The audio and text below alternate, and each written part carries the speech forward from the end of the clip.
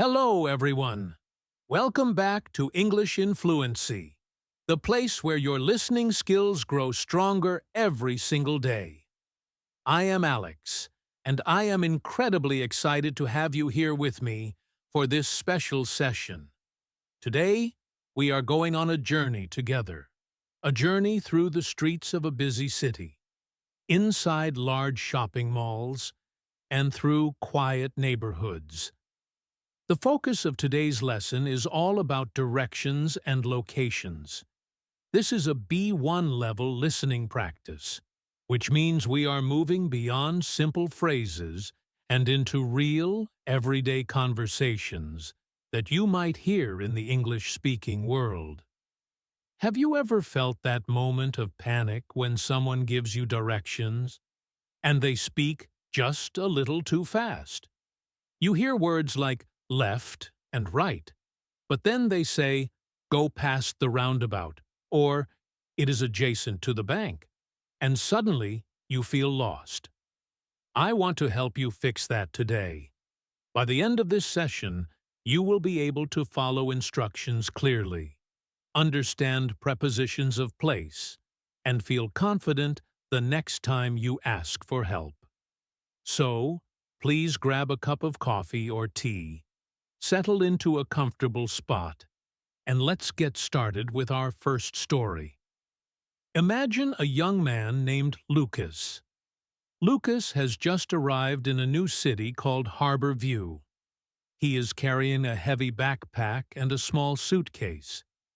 He is standing right in the middle of the main train station, looking around with a confused expression on his face.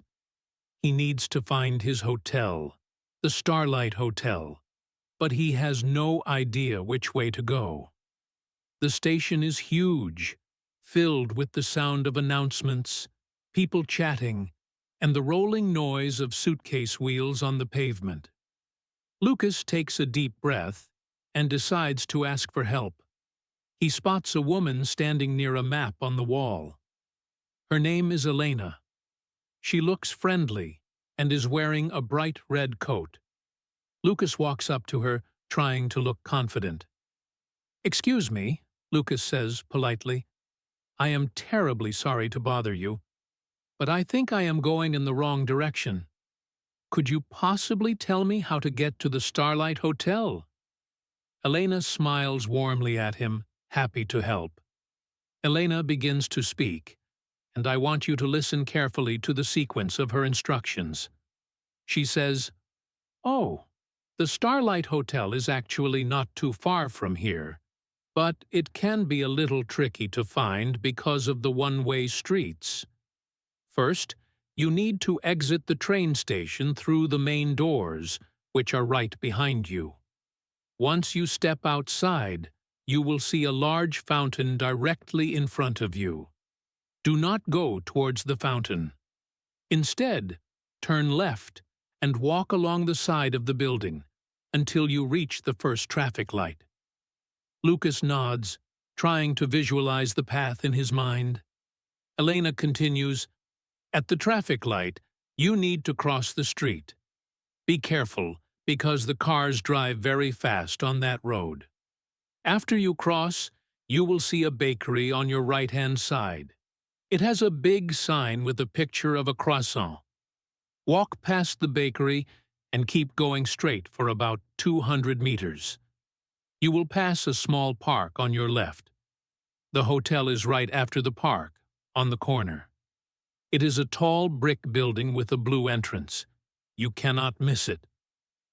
Lucas listens intently, but he is a bit worried about the traffic light and the bakery. He decides to repeat the instructions to make sure he understood them correctly. He says to Elena, "Okay, let me see if I have this right. I go out the main doors, turn left, walk to the traffic light, cross the street, and then look for the bakery. I walk past the bakery, and the hotel is after the park on the corner.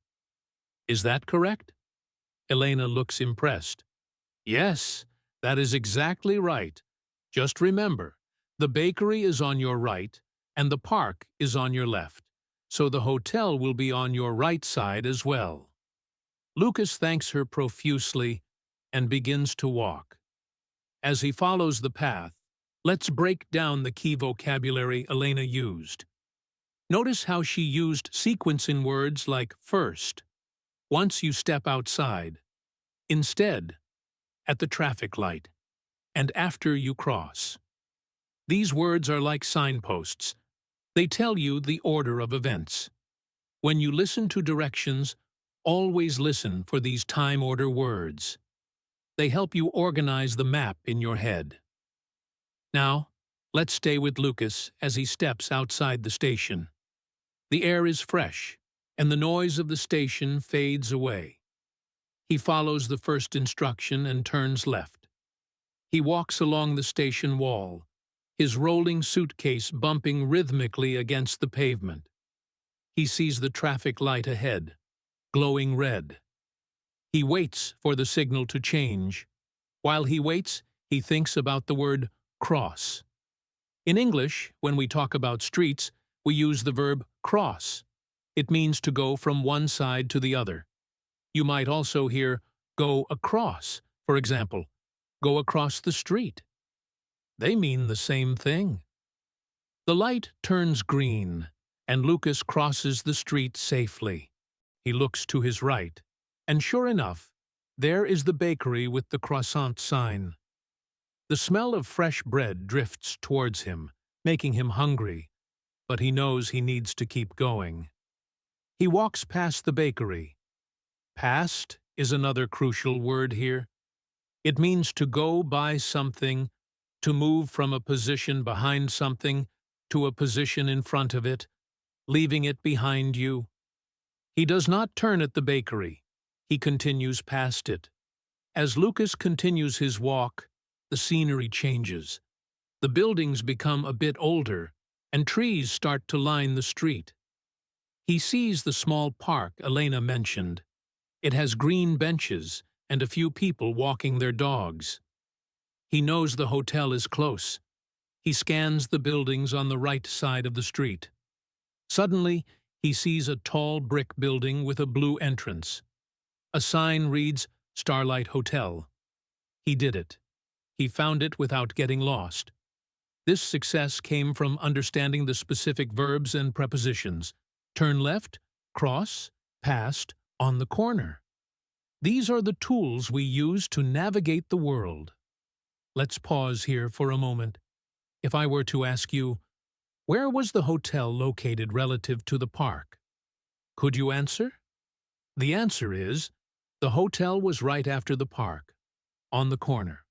Specifically, it was on the right-hand side. These details are vital. Often, when we listen, we might hear the name of the destination, but we miss where exactly it is. Is it next to the park? Is it opposite the park? Or is it behind the park? Listening for prepositions like next to, opposite, behind, between, and on the corner of will save you so much time and confusion. Let's move on to another scenario to practice these concepts further. This time, we are going to meet a woman named Sophia. Sophia is not walking, she is driving. This changes the vocabulary a little bit because driving involves streets, turns, and landmarks that you pass quickly. Sophia is in her car, and she is trying to reach the Riverdale Community Center for a yoga class. She is running a bit late, so she is slightly stressed. She calls her friend Michael on the phone using the hands-free system in her car. "Hey, Michael," Sophia says, her voice sounding a bit urgent. "I am on Elm Street, but I cannot find the community center. My GPS is acting weird, and it keeps telling me to turn into a one-way street. I know you live nearby. Can you guide me?" Michael answers, "No problem, Sophia. Stay calm. Where are you right now? What do you see around you?" Sophia looks out the window. "I see a gas station on my left, and straight ahead, there is a bridge." Michael thinks for a moment and then gives clear instructions. Okay, I know where you are. You are close. Do not go over the bridge. That will take you out of the city. Instead, right before the bridge, you need to take a sharp right turn. It is a bit hidden because of the trees, so slow down. After you turn right, follow that road for about a mile. It curves slightly to the left. You will drive past a school zone, so please drive slowly there. After the school, you will come to a roundabout. Sophia interrupts. A roundabout? Is that the circle thing? Michael laughs. Yes, exactly. At the roundabout, take the second exit. That will put you on River Road. The community center is the third building on your left. It is a large white building with a big parking lot in front of it. If you reach the river, you have gone too far. Let's analyze Michael's instructions. He used the phrase sharp right turn. What does sharp mean here? It means a turn that is sudden and at a difficult angle, usually close to 90 degrees or more. It is not a gentle curve. He also used the phrase right before the bridge. This is a very common way to give directions. It indicates proximity. It means the turn happens immediately preceding the landmark. If Sophia had gone onto the bridge, she would have missed it. Then Michael mentioned a roundabout. A roundabout is a circular intersection where traffic flows in one direction around a central island. Navigating roundabouts in English requires understanding exits. Michael said, "Take the second exit." In many countries, you count the exits starting from the right. The first exit is usually the first road on the right. The second is going straight, and so on. Michael's instruction to take the second exit meant she should essentially continue straight through the roundabout. Finally, Michael gave a fail-safe instruction. If you reach the river, you have gone too far. This is incredibly helpful in listening practice. It tells you the boundary of your destination. If you see the river, you must turn around. Sophia follows the instructions. She slows down before the bridge, finds the hidden sharp right turn, and drives carefully past the school zone where children are playing. She enters the roundabout, counts the exits, 1, 2, and takes the second one. She drives down River Road, scanning the buildings on her left. The first building is a library. The second is a post office.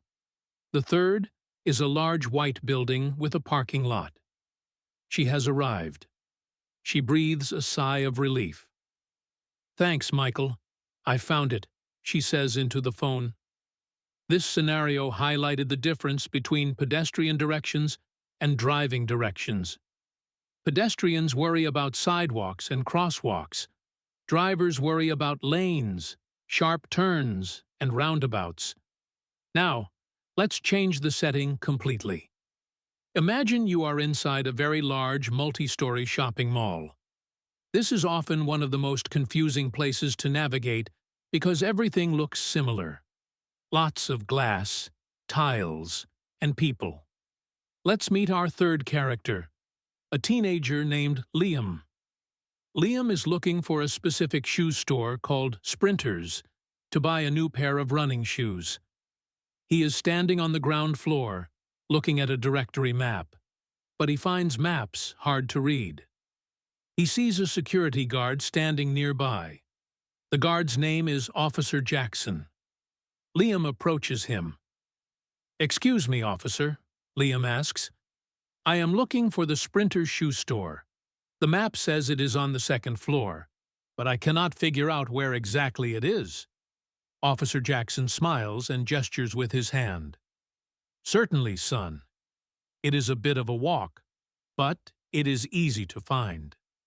First, you need to go to the elevator or the escalator. See those escalators right there in the middle of the mall?" Liam looks and nods. Yes, I see them. Officer Jackson continues. Take the escalator up to the second floor. When you step off the escalator, turn immediately to your left. Do not go straight into the clothing section. Walk straight ahead along the balcony. You will be looking down at the ground floor on your right side. Keep walking until you reach a large glass door that leads to the food court. Do not go into the food court. Just before the food court, turn left again. That hallway is called the fashion wing. Walk down that hallway, and you will see Sprinters on your right, situated between a hat store and a sports drink shop. It is right across from the restrooms. This interaction introduces some specific terms used for indoor directions. First, escalator. We use the verb take with escalators and elevators. Take the escalator up. Take the elevator down. Then, Jackson used the word balcony. In a mall, the balcony is the open area on the upper floors where you can look over the railing to the floor below. He told Liam to walk along the balcony. This implies a path that follows the edge. Then he used the term fashion wing. Large buildings like malls, hospitals, or airports often have different sections called wings. Knowing that a location is in a specific wing helps narrow down the search area significantly. Finally, the preposition between was crucial here. The store is between a hat store and a sports drink shop. Between implies that the target location is in the middle of two other landmarks. This is often the most precise way to find a specific shop in a long row of stores. Let's pause and practice this vocabulary. Imagine you are giving directions in a mall. How would you tell someone to find a restroom? You might say, go to the end of this hallway, and the restroom is on the left, next to the elevator. Or, the food court is on the third floor. Take the elevator, turn right, and walk past the cinema. The food court is at the end of the corridor. These phrases, next to, past, at the end of, are the glue that holds directions together. Without them, you just have a list of places. With them, you have a map. Let's go back to Liam. He follows Officer Jackson's instructions. He rides the escalator up, feeling the slight movement under his feet. He steps off and turns left. He walks along the balcony, seeing the shops on his left and the open space on his right. He sees the glass doors of the food court ahead. He slows down. He sees the hallway on the left labeled Fashion Wing. He turns into it. He checks the signs. To his left, he sees hats. To his right, he sees sports drinks. And right there in the middle, he sees the green logo of Sprinters. He successfully navigated the complex interior space just by listening to the sequence of turns and landmarks. So far, we have practiced directions for walking in a city, driving on roads, and navigating a building. Now, I want to challenge you a little bit more. Sometimes directions are not just about left and right. Sometimes they involve distance and time. Have you ever asked someone, "How far is it?" And they replied, "Oh, it's just a 5-minute walk." This is a very common way to give directions in English. It is less precise than meters or miles, but it gives you a feeling for the effort required. Let's listen to a conversation between two friends, Chloe and Noah. They are planning to meet at a coffee shop. Chloe is new to the neighborhood and is on the phone with Noah. Chloe asks, "Noah, I am at the library. How do I get to the Bean and Leaf Cafe?" Noah replies, "It is really close, Chloe. It's about a 10-minute walk from the library. Just come out of the library doors and turn right." Walk down the street until you hit the intersection with the traffic lights. That should take about 3 minutes. At the intersection, turn left onto Oak Avenue. Walk straight for another 5 minutes. You will pass a flower shop and a dry cleaner. The cafe is on the corner of Oak Avenue and Pine Street. It has outdoor seating, so you should see people drinking coffee outside. Chloe asks, "Is it uphill or downhill?" Noah laughs. "It is slightly uphill, but not too bad. Just look for the blue umbrellas outside." In this dialogue, Noah mixed specific landmarks with time estimates. He said, "It is about a 10-minute walk." This gives Chloe a sense of scale. He also used the phrase, "until you hit the intersection."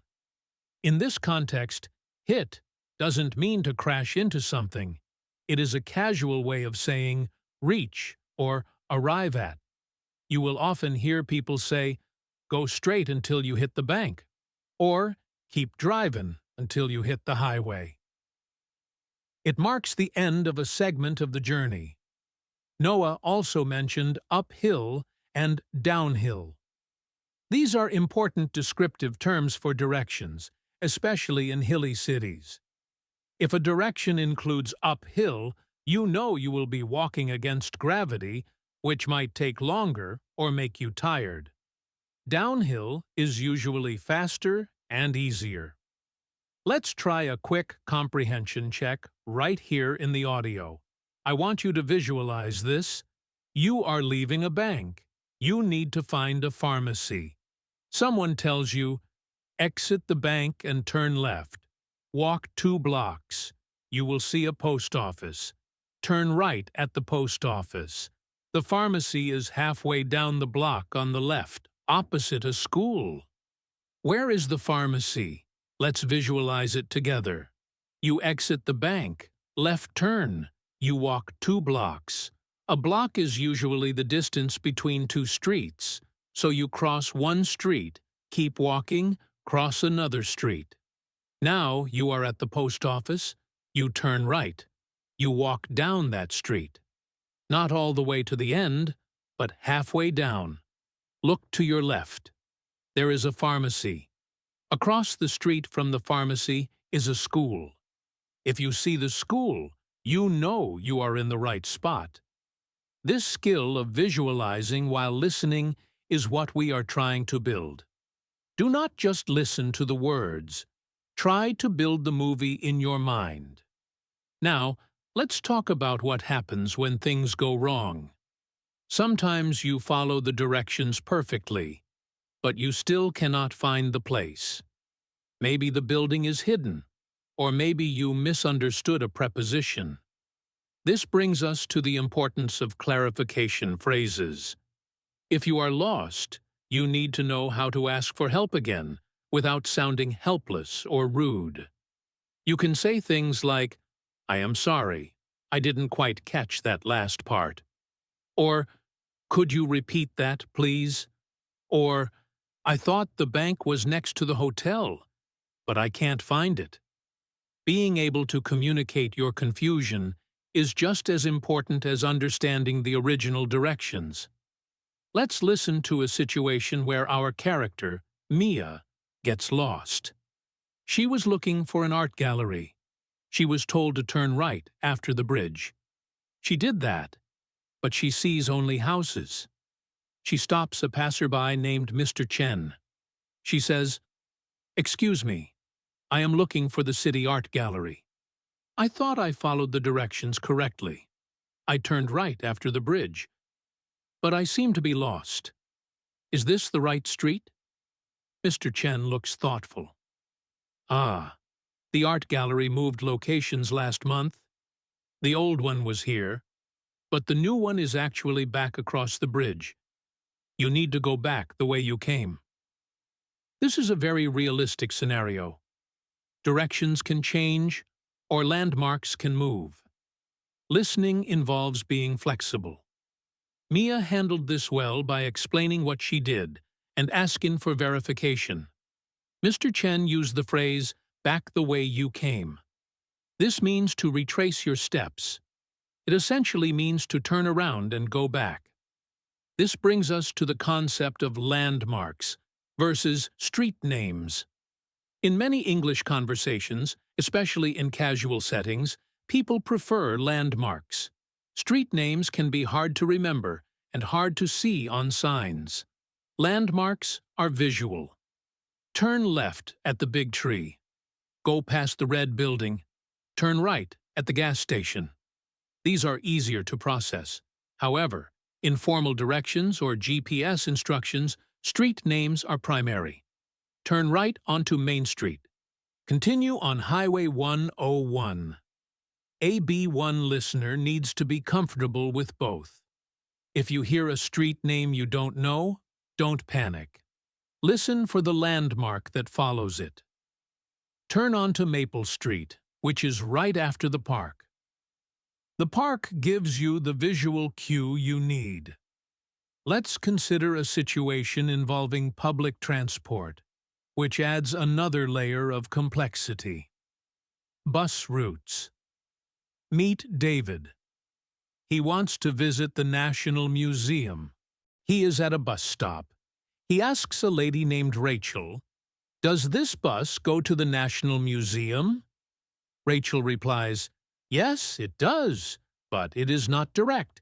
You need to get off at the Central Station stop. From there, you need to transfer to bus number 42. The museum is the fourth stop on the 42 route."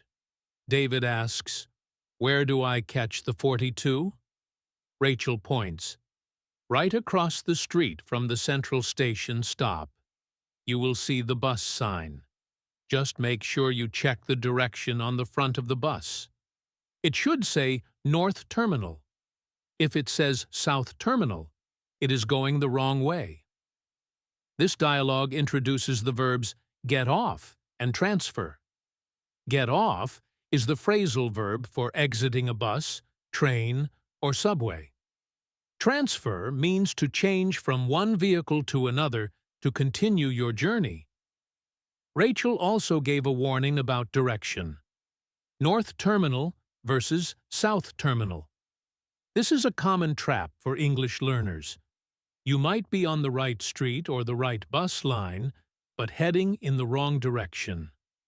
Listening for cardinal directions, north, south, east, west, is a high-level skill. If someone says, "Head north on Fifth Avenue," and you don't know which way is north, you might need to ask, "Which way is north?" Or look for the sun. In the morning, the sun is in the east. In the evening, it is in the west. In this case, the bus destination sign acts as the compass. Let's deepen our understanding of opposite and facing. These terms are frequently used but can be confusing. If I say, "The bank is opposite the park," it means the bank and the park are facing each other, usually with a street or an open space between them. "The school is facing the library" means the same thing. They are across from each other. Now, compare this to next to or beside. Next to means they are adjacent, side by side. The bank is next to the park.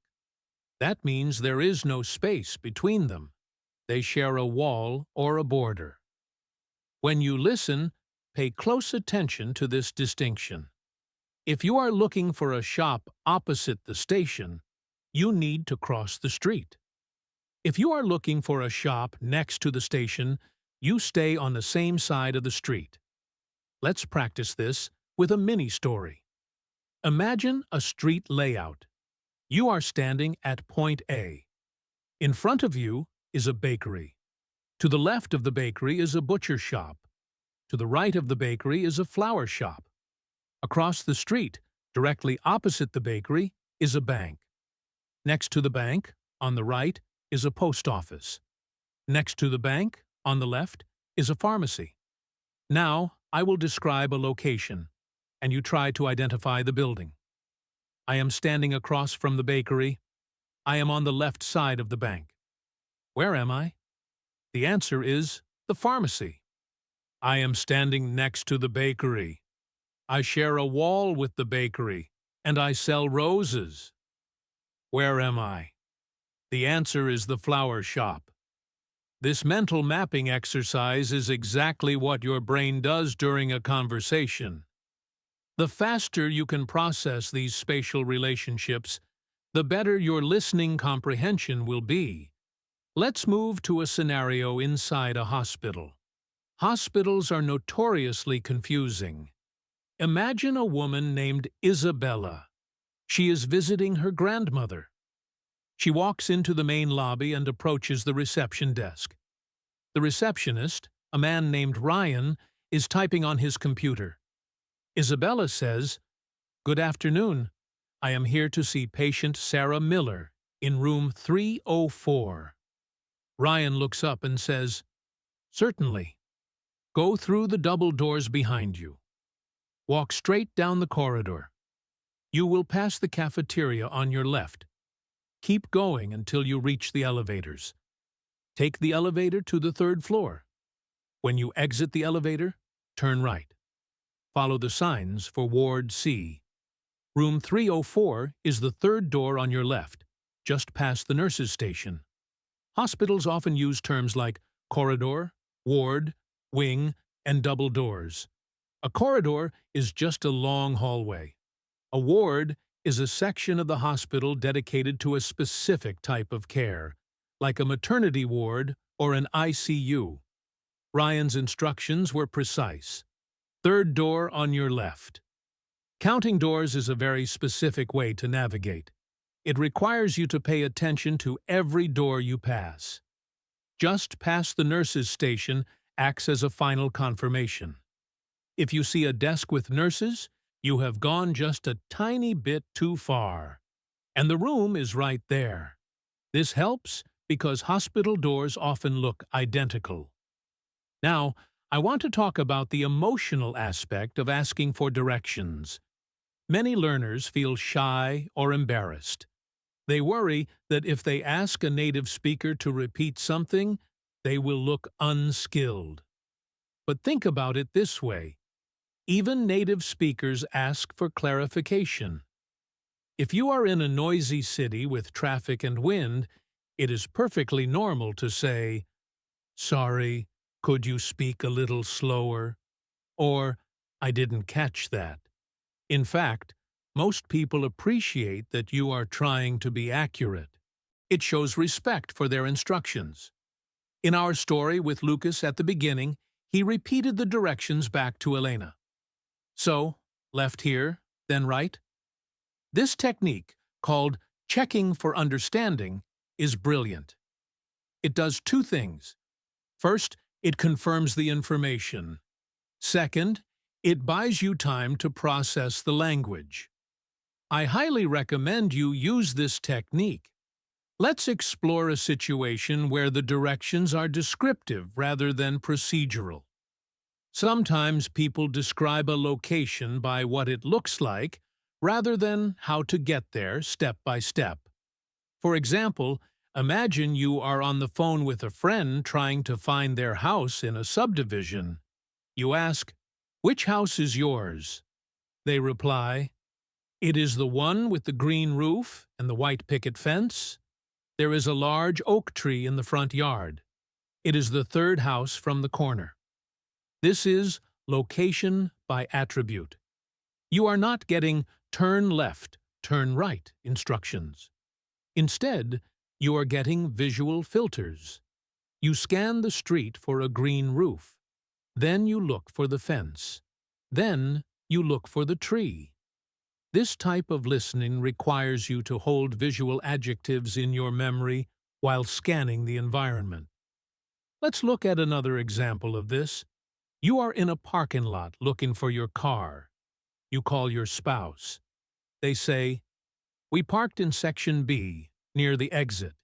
It is a blue sedan, parked between a white truck and a red SUV. There is a shopping cart in front of it." You now have 3 clues. The location, section B, near exit. The surrounding cars, white truck, red SUV, and an object in front, shopping cart. This is much easier than just saying it's in section B. Listening for these descriptive clues in English is a sign of advancing proficiency. You aren't just processing left/right logic, you are processing visual descriptions. Now, let's have a longer, more complex listening simulation. This is an advanced B1 practice. I am going to describe a route, and I want you to try to follow it in your mind. Imagine you are in a city called Oak Ridge. You are starting at the public library. Your goal is to reach the Sunset Cinema. You stop a man named Thomas. Thomas says, "Okay, starting from the library, face the main street, turn right and walk west. You will walk past the museum on your left and the city hall on your right. Keep walking until you reach the big intersection with the statue of a horse. At the statue, you need to turn left. That is 4th Avenue. Walk down 4th Avenue for 2 blocks. You will go under a railway bridge. Immediately after the bridge, turn right onto a small lane called Alleyway. It sounds scary, but it is a shortcut. Walk down the lane, and you will see the cinema at the end of the alley. It faces a small square. Let's deconstruct Thomas's directions. First, the orientation. Face the main street. You have to orient your body first.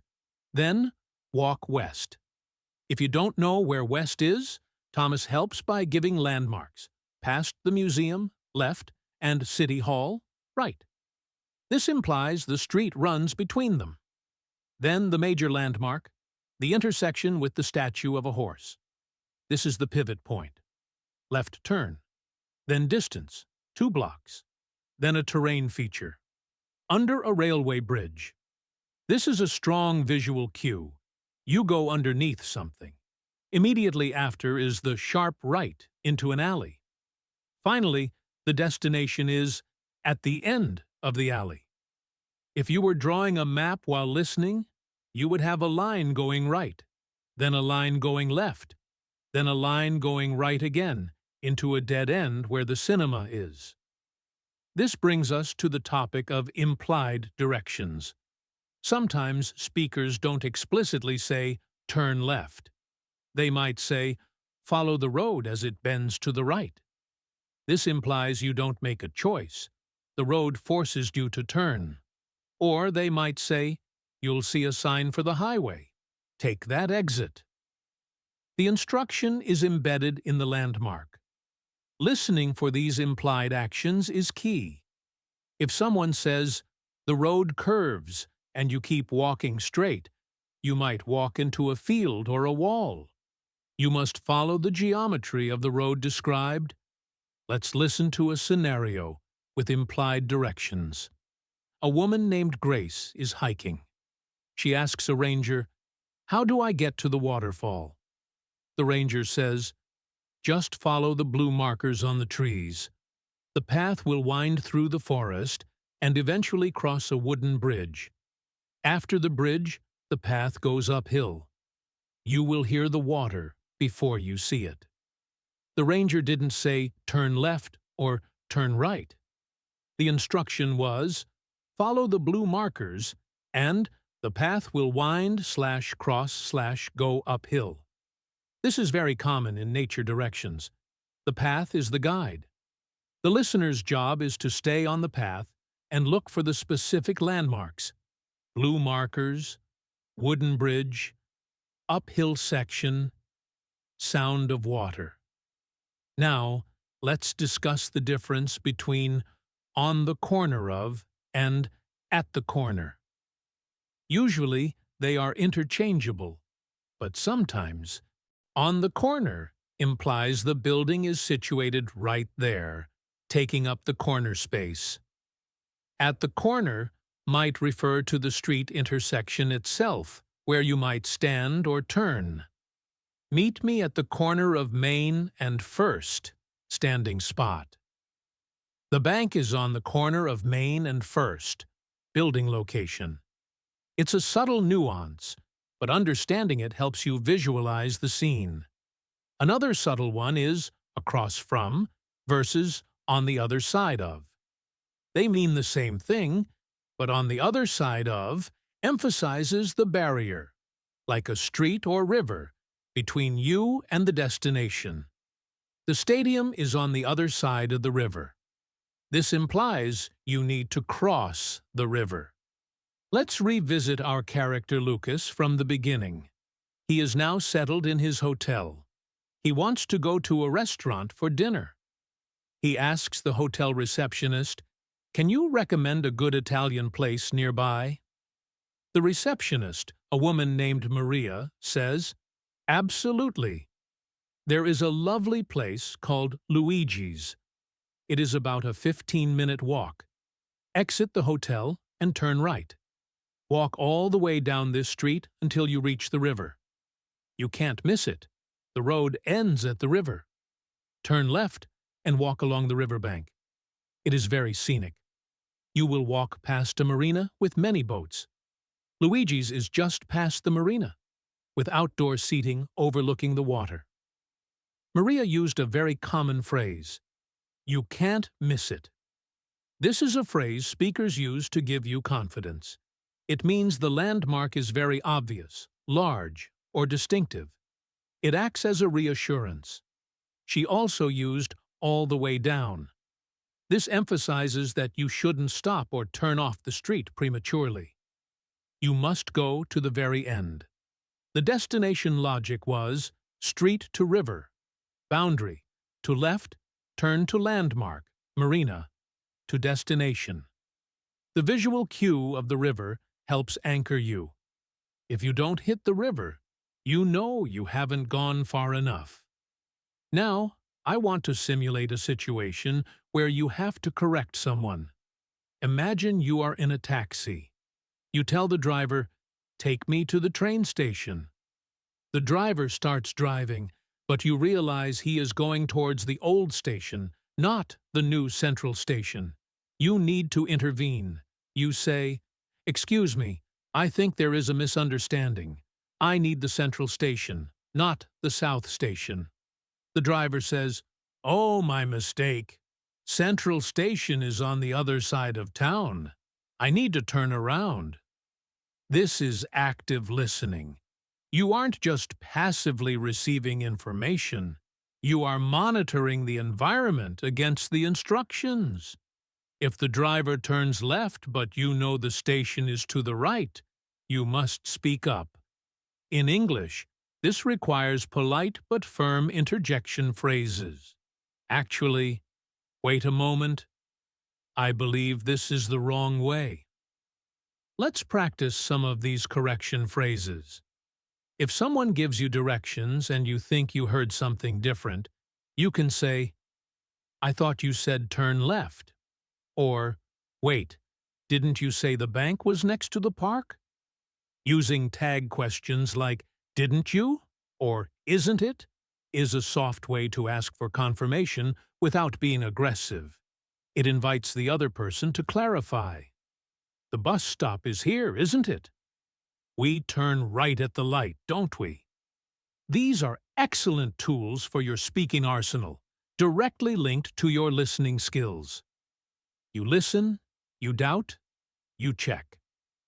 Let's go back to the concept of given directions in return. Listening practice isn't just about understanding. It's also about the flow of conversation. Sometimes, after someone gives you directions, they might ask, "Do you know where that is?" Or, "Does that make sense?" This is your cue to summarize. "Yes, so I go straight, turn left at the bank, and it's on the right." Summarizing proves that you understood. It reinforces the neural pathways in your brain. If you can say it, you understood it. If you can't say it back clearly, you probably need to ask for more detail. "Could you tell me the name of the street again?" is a great question. Street names are often the hardest part of listening practice because they are proper nouns and might not sound like regular English words. Imagine a street name like Cockburn Street. It might be pronounced Coburn. If you listen for the spelling, you will be confused. You have to listen for the sound. Or Leicester Square, pronounced Leicester Square. This is a B1 challenge, recognizing that the spelling and pronunciation of place names can differ. My advice? Don't worry about the spelling when listening. Worry about the sound. If you hear "turn left at Leicester Square," just listen for the sound. If you are unsure, you can ask, "How do you spell that?" But for directions, often the location matters more than the spelling. Let's dive into a story about cultural differences in directions. In some places, people give directions using the points of a clock face. The museum is at 3 o'clock. This means if 12 o'clock is straight ahead, 3 o'clock is to your right. This is common in military or aviation contexts, but sometimes in casual conversation too. Another style is using blocks. It is 3 blocks away. This is very American. In Europe, people might use meters or time. It is 500 meters down the road. Being a good listener means being adaptable to these different measuring systems. If someone says 2 blocks and you don't know what a block is, ask, "How long is a block roughly?"